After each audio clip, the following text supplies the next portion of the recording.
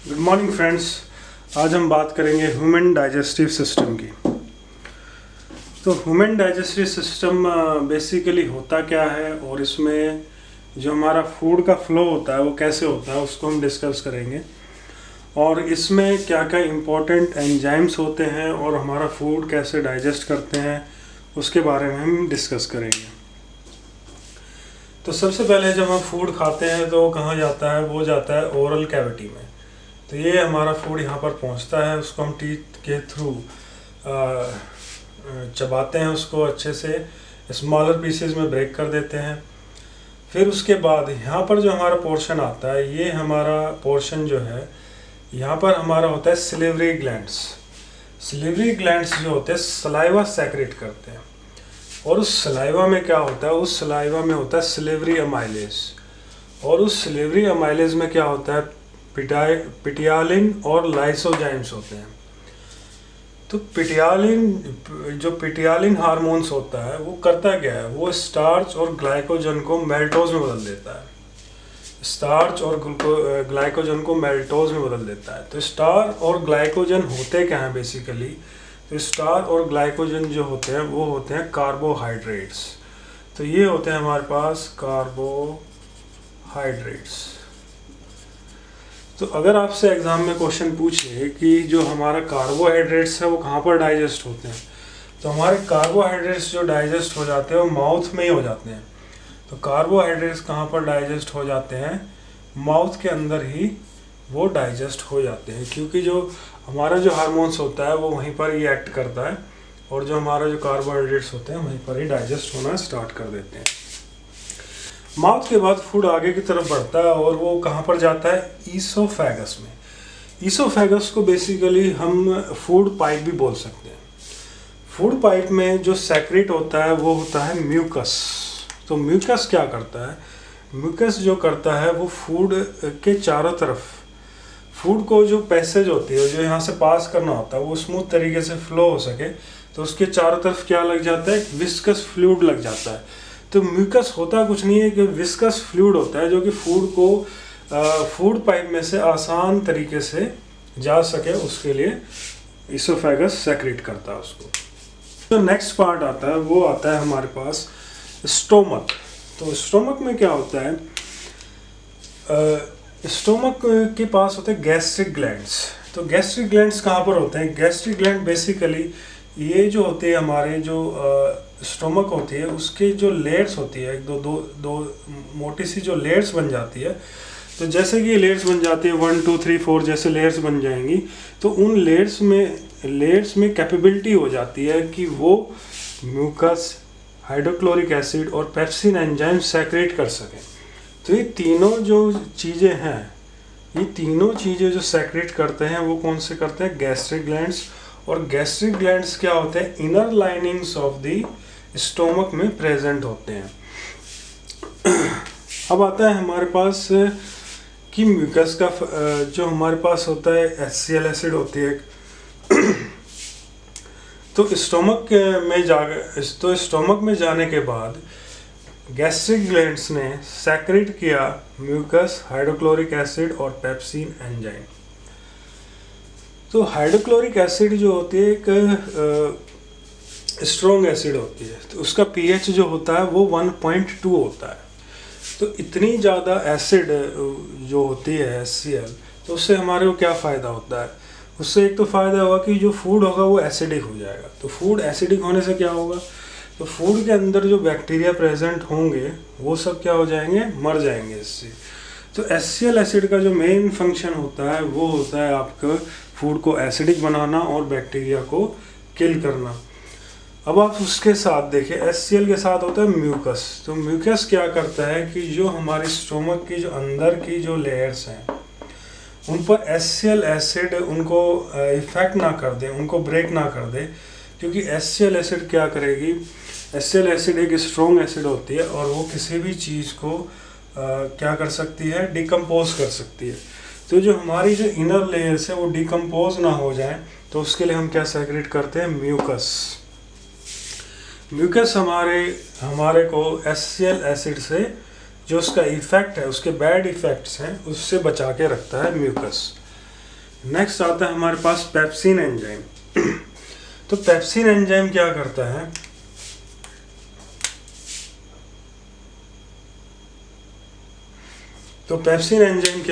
Pepsin enzyme जो है protein को पॉलीपेप्टाइड्स में कन्वर्ट कर देता है। तो हम ये बोल सकते हैं कि पेप्सिन क्या है, एक प्रोटीन डाइजेस्टिंग एंजाइम्स है जिसके पास कैपेबिलिटी है प्रोटीन को डाइजेस्ट करने की। तो अब क्वेश्चन आता है एग्जाम में कि प्रोटीन डाइजेशन कहाँ से स्टार्ट हो जाती है। तो प्रोटीन डाइजेशन हमारी स्टार्ट हो जाती है स्टोमक से। तो स्टोमक से हमारी प्रोटीन डाइजेशन स्टार्ट हो जाती है। अब क्वेश्चन दूसरा ये आता है कि गैस्ट्रिक ग्लैंड्स क्या सिर्फ स्टोमक के पास प्रेजेंट होते हैं या और कहीं भी होते हैं। तो गैस्ट्रिक ग्लैंड्स जो होते हैं स्टोमक के पास भी प्रेजेंट होते हैं और स्मॉल इंटेस्टाइन के पास भी प्रेजेंट होते हैं। तो गैस्ट्रिक ग्लैंड बेसिकली होते कुछ नहीं है, ये लेयर्स होती है स्टोमक के अंदर और उस लेयर्स में से म्यूकस, हाइड्रोक्लोरिक एसिड और पेप्सिन एंजाइम्स जो निकलते हैं वो उसी लेयर्स में से निकलते हैं और उसको हम बोलते थे गैस्ट्रिक ग्लैंड्स। नेक्स्ट आता है हमारे पास लीवर। लीवर जो होता है काफ़ी बड़ा पार्ट होता है ह्यूमन बॉडी के अंदर। तो लीवर काफ़ी पावरफुल भी होता है। लीवर क्या करता है कि बाइल जूस को स्टोर करके रखता है। तो बाइल जूस कहाँ पे स्टोर होता है, बाइल जूस स्टोर होता है गाल ब्लैडर में। तो गाल ब्लैडर कहाँ पर है, ये हमारा गाल ब्लैडर है। तो गाल ब्लैडर के अंदर ये हमारा बाइल जूस स्टोर हुआ है। तो क्वेश्चन ये अराइज होता है कि बाइल जूस बनता कैसे है। तो बाइल जूस को बनाने के लिए रिस्पॉन्सिबल होता है हमारा लीवर। लीवर क्या करता है, जितने भी डेड ब्लड सेल्स होते हैं, जितने भी डेड ब्लड सेल्स मतलब जिनकी एज पूरी हो जाती है, हमारे जो ब्लड सेल्स होते हैं उनकी जो एज लिमिट होती है, उस एज लिमिट के बाद जब वो डेड हो जाते हैं जितने भी ब्लड सेल, वो लीवर क्या करता है अपने पास स्टोर करने लगता है। किस फॉर्म में, बाइल जूस के फॉर्म में। तो जितने भी डेड सेल्स होते हैं उनको लीवर क्या करता है अपने पास स्टोर करके उनको कन्वर्ट करता है बाइल जूस में।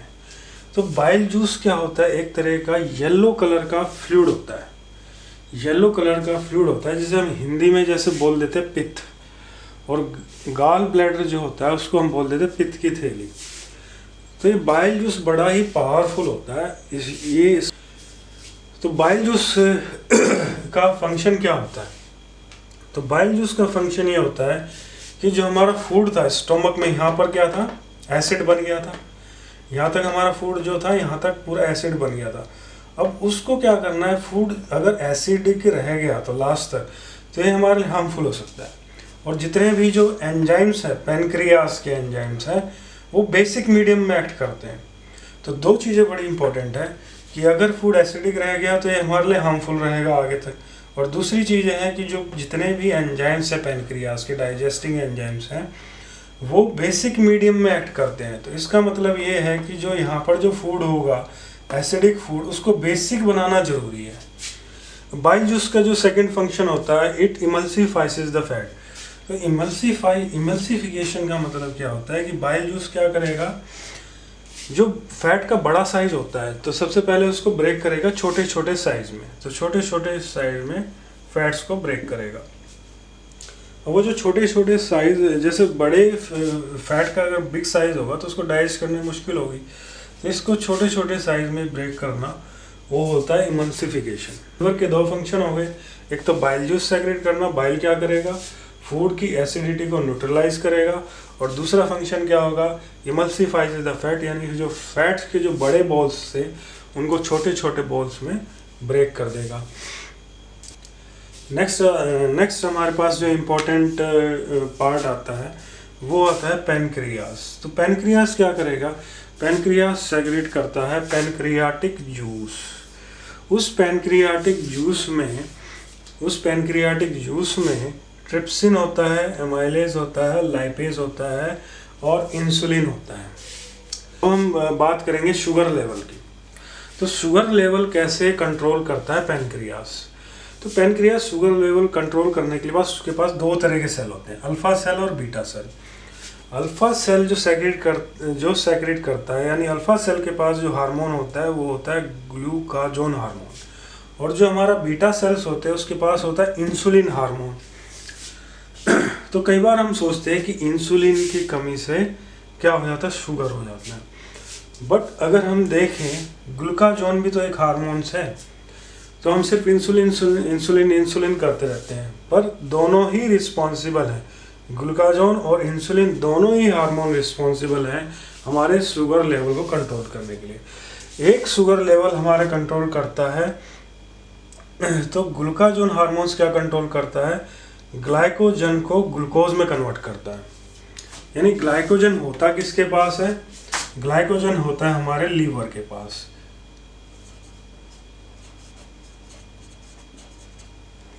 तो ग्लाइकोजन किसके पास होगा, ग्लाइकोजन होगा हमारे लीवर के पास।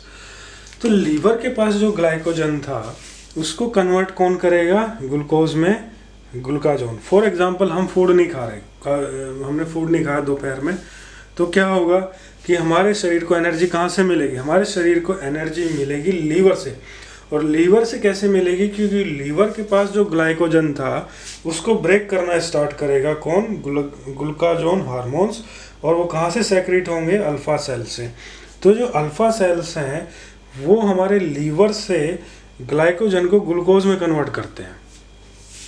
तो अगर हम खाना नहीं खाते एक टाइम या 2 टाइम, तो जो हमारे जो लीवर के पास एक्स्ट्रा ग्लूकोजन स्टोर होता है उससे हमें ग्लूकोज मिल जाती है with the help of glucagon hormone. तो एक तरह से जो हमारा जो शुगर लेवल जो बॉडी का कम हो रहा था उसको इंक्रीज करने में कौन मदद करेगा, अल्फा सेल लीवर से ब्रेक करेगा। और बीटा सेल क्या करेंगे, जिसे हम इंसुलिन हार्मोन बोल देते हैं।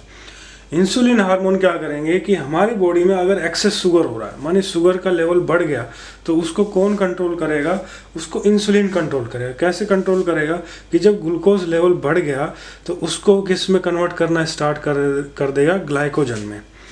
और ग्लाइकोजन में जब वो कन्वर्ट हो जाएगा तो कहाँ जाके स्टोर हो जाएगा, लीवर में।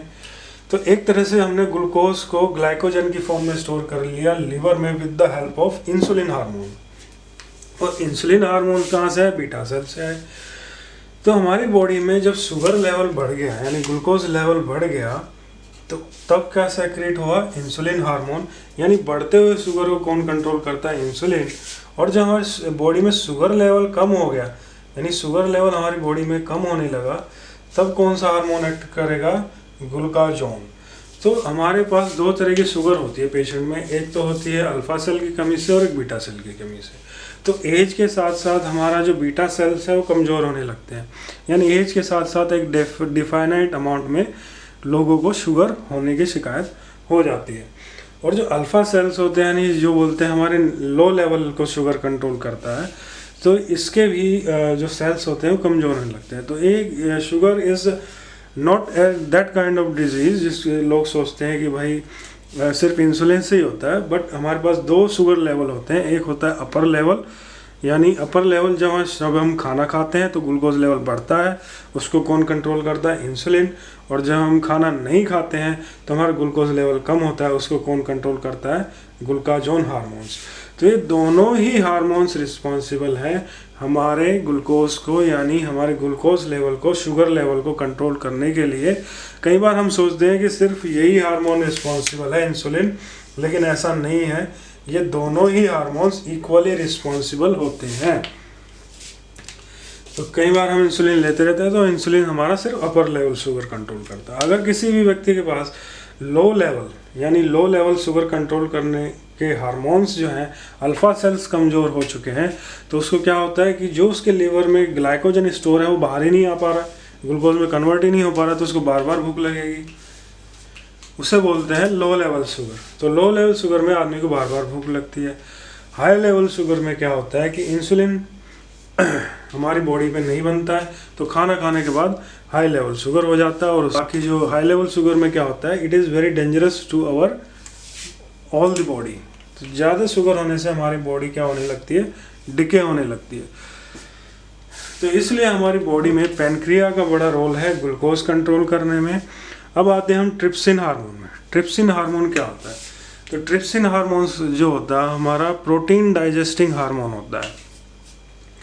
तो ट्रिप्सिन जो होता है हमारा प्रोटीन डाइजेस्टिंग हार्मोन होता है, तो ये प्रोटीन को डाइजेस्ट करने में हमारी हेल्प करता है। नेक्स्ट होता है लाइपेज। लाइपेज जो हार्मोन होता है वो हमारे जो होते हैं फैट्स को डाइजेस्ट करता है। तो पैनक्रियाज हमारे पैनक्रियाज का क्या फंक्शन हो गया? पहला फंक्शन हो गया हमारा शुगर लेवल कंट्रोल करना अल्फा और बीटा सेल से। दूसरा काम हो गया कि जो ट्रिप्सिन हार्मोन है प्रोटीन डाइजेस्ट करना। तीसरा काम हो गया फैट्स को डाइजेस्ट करना। तो पैनक्रियाज का कितना बड़ा रोल है हमारे डाइजेशन में वो आप इससे समझ सकते हैं। एक तो हमारा शुगर लेवल कंट्रोल करना अल्फा बीटा सेल से, इंसुलिन हार्मोन से और ग्लाइकोजन हार्मोन से। दूसरा हमारा इसका पैनक्रियाज का फंक्शन है प्रोटीन को डाइजेस्ट करना ट्रिप्सिन हार्मोन से। और तीसरा फंक्शन है फैट को डाइजेस्ट करना लाइपेज हार्मोन से। Thank you very much. अगर ये वीडियो पसंद आई हो तो लाइक करना और प्लीज़ सब्सक्राइब करना। Thank you very much.